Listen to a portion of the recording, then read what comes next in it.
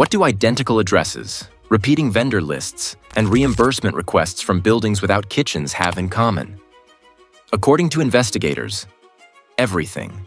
That pattern is how a routine audit in Minnesota morphed into a nationwide style operation across FBI, DHS, and more. We'll walk the exact breadcrumb trail. How those recurring identifiers revealed a lattice of nonprofits, consulting firms, and cultural groups used as nodes. No charges are filed against Ilhan Omar or her husband in this narrative, but the inquiry's focus on beneficiaries changes the stakes. Watch as we map the corridors that turned oversight gaps into an engine. Before we move on, please take a moment to subscribe to the channel and like the video. A warehouse with no stove claimed thousands of hot meals. How did the paperwork pass every check? On paper, every signature was in place, every form matched the format, and the totals aligned to the cent. The audit trigger came when reimbursements rose into numbers that didn't make sense. Sites reported meal counts larger than the neighborhoods they served. Head counts appeared twice across different days and programs. Claims listed facilities with no staff schedules, no kitchen equipment, and in a few cases, no building at the stated address. That mismatch between filed documents and basic capacity started the clock on a deeper review. Auditors walked the sites during serving hours. Doors were locked, lights were off. One lot showed as a distribution point but was an empty patch of gravel. Yet the submission packets looked pristine. Health inspection copies, certifications, and vendor invoices stacked in tidy order. That contrast became the tension. A neat ledger paired with a silent location. The gap didn't appear out of nowhere. Pandemic-era waivers had relaxed in-person verifications and expanded meal and childcare programs at speed. Rules intended to push aid faster trimmed routine checks. Bulk approvals and remote attestations scaled up payments, but they also dulled the manual friction that usually exposes fabrication. As volume surged, the system accepted more claims with less verification, and the backlog turned into cover. Data analytics stepped in. Algorithms flagged spikes that broke statistical baselines for similar sites. Timestamp collisions showed batches entered so fast they overlapped in ways normal workflow couldn't explain. Duplicate beneficiary IDs recurred across submitting entities. Those flags didn't prove intent, but they narrowed the haystack to a few strange needles. One anonymized site brought the problem into focus. The location filed capacities that beat its legal occupancy by a factor of 10. The fire code capped bodies in the room at a small number, yet reimbursement requests cited tens of thousands of meals over short windows. There were no delivery logs, no off-site kitchen partners, and no cold storage to match that throughput. The claim was clean in format, impossible in practice. Then vendor lists started repeating.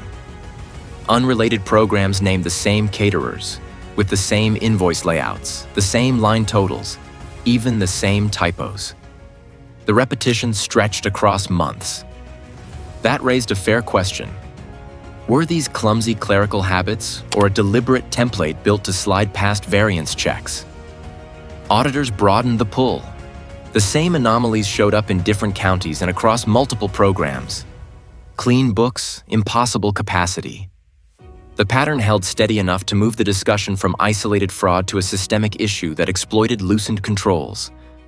Loss estimates pushed beyond $1 billion, but the dollar figure wasn't the only signal. The more they looked, the more the same names, formats, and counts appeared in places that could not produce what they billed. If the numbers lie, the next step is to follow the identifiers that keep repeating. Why do the same 3 addresses appear in meal claims, a consulting office lease, and a cultural foundation's filings? That overlap wasn't trivia. It was the thread that wouldn't break. Auditors kept seeing the same street numbers on different forms, with phone lines forwarding to the same voicemail tree. Vendor lists that had already raised eyebrows in meal reimbursements showed up again in consulting invoices and event budgets. Each record alone could pass a casual check. Stacked together, they formed a bridge across filings that were never supposed to touch. On the surface, many entities looked fine. They had nonprofit status, clean annual reports, and board minutes that read like routine compliance. The books balanced. Yet inside the bank statements and ledger notes sat tight loops. Funds going out to a service provider, then returning as program support, then moving again as project coordination. Each transfer had a label that sounded normal. The cycle, not the label, gave the game away. Follow one micro-network. A childcare vendor claims reimbursements and pays a cultural foundation for community outreach. The foundation issues a payment to a consulting firm for capacity building. The consulting firm bills the original vendor for strategic compliance. No detailed deliverables, just vague scopes, matching round numbers, and schedules that line up to reimbursement cycles. The money moves in a circle while the paper trail points in a straight line. Control hid inside layers of registrations. One person files a corporation, a relative holds a DBA, a partner signs the lease, and a former colleague serves as the registered agent. The principles overlap, but never in one place. Each entity looks independent until you lay the ownership layers and DBA names side by side. Then the same hands keep appearing near the signature blocks. Cross-agency data finally aligned the nodes. Nonprofit filings placed directors at recurring addresses. Procurement logs showed the same vendors winning small awards near the same dates. Banking SAR patterns marked transfers just under thresholds, landing in accounts tied to the same phone numbers. Immigration histories added timing and relationships that explained why new entities formed in clusters and why leases shifted in sync across programs. Here's the pivot. Bridging transactions. Small transfers, modest retainers, token reimbursements, short-term subleases create a trail that looks legitimate. Those bridges justify larger payments because a prior link exists. Once a bridge is in place, the next invoice clears faster, and the corridor thickens with traffic. Investigators then stopped asking who pressed submit and started asking who ended up with the money. Paper trails showed facilitators at the edge, clerks, site managers, small vendors, while beneficiaries sat 2 or 3 links away, insulated by contracts and layers. That switch in focus turned scattered anomalies into a map of intent. The payoff was a blueprint. Repeatable nodes, predictable corridors, and loops that route funds without tripping simple checks. With that lattice visible, audits weren't enough.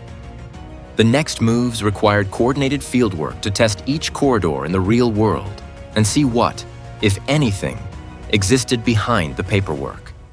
How do you dismantle a network that hides behind clean paperwork and community logos? You break it on the same grid it uses to move money, messages, and people. The response rolled out in phases, each one testing the next, and each one built to push beyond tidy ledgers and staged offices that passed casual checks while routing funds out the side door. Phase 1 started with a financial scrub. Reconcile payouts against capacity and timing, match claims to actual operating hours, and freeze reimbursements that failed basic throughput math. Phase 2 expanded to structured link analysis, weighting recurring addresses, phones, and vendor names while scoring the small, bridging transactions that stitched entities together. Phase 3 integrated external records, leases, utilities, prior enforcement actions, and built composite timelines. Phase 4 fused agencies into one rhythm, with analysts feeding targets to field teams. Phase 5 executed synchronized searches and seizures. Phase 6 locked in charging packets and recovery actions, while policy teams hardened the rules that had been exploited. The hard part sat in the middle, separating real community work from corridors run through shells. Some outreach programs did operate, held events, and served people. Others mixed minor activity with large internal transfers and recycled invoices. Auditors couldn't treat every entity the same, so the model shifted to probability and weight, judging corridors by the depth of repeating links rather than a single red flag. The analytical break came when recurring identifiers were scored at scale. Addresses that surfaced across filings moved higher. Phones that pointed to multiple entities climbed the list. Those tiny bridging payments, retainers, subleases, reimbursements, earned extra weight when they lined up with reimbursement cycles. Patterns that looked random by hand turned into corridors once the volume settled and the weight stacked. Cross-domain overlays pulled the threads tight. Immigration histories explained why clusters of entities formed on the same dates. Nonprofit filings exposed shared boards and recycled officers. Procurement logs showed award timing that echoed the reimbursement surges. Communications tracing tied remote devices to centralized coordinators. Together, the overlays revealed synchronized anomalies that no single database could see. Field teams moved on the data. Warehouses held ledgers that mirrored the claims. Logistics wings with cargo manifests that matched no deliveries, and encrypted devices tied to shared contact trees. Cash piles sat near duplicate billing sets. Some sites held forged identity records and extra credential kits. Other locations produced nothing but a mail drop and a printer, which still helped because it confirmed a corridor endpoint. Policy followed the hits. Agencies tightened controls, refined audit pathways to focus on weighted links, and stood up real-time data sharing to catch repeat actors before they spread. Officials spoke of losses well in excess of $1 billion, and Minnesota became a testbed for a national model that treats this as a system problem, not a stack of isolated cases.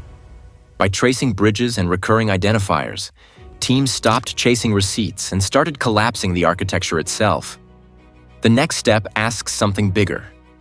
How do we keep emergency aid fast without opening the door to engineered exploitation? The real win isn't a headline or a perp walk. It's learning to see the system, then closing the corridors it exploits. Restoration requires stronger oversight, tighter controls, and smarter audit pathways so public dollars land where they should. You can push this forward. Demand transparent data sharing, faster anomaly reporting, and audits that test capacity against claims. Support whistleblower protections and verifiable oversight groups. As one investigator put it, the gaps weren't where the programs failed. The gaps were where the programs didn't overlap. The next fraud will look like paperwork that fits. Knowing the pattern is how you stop it.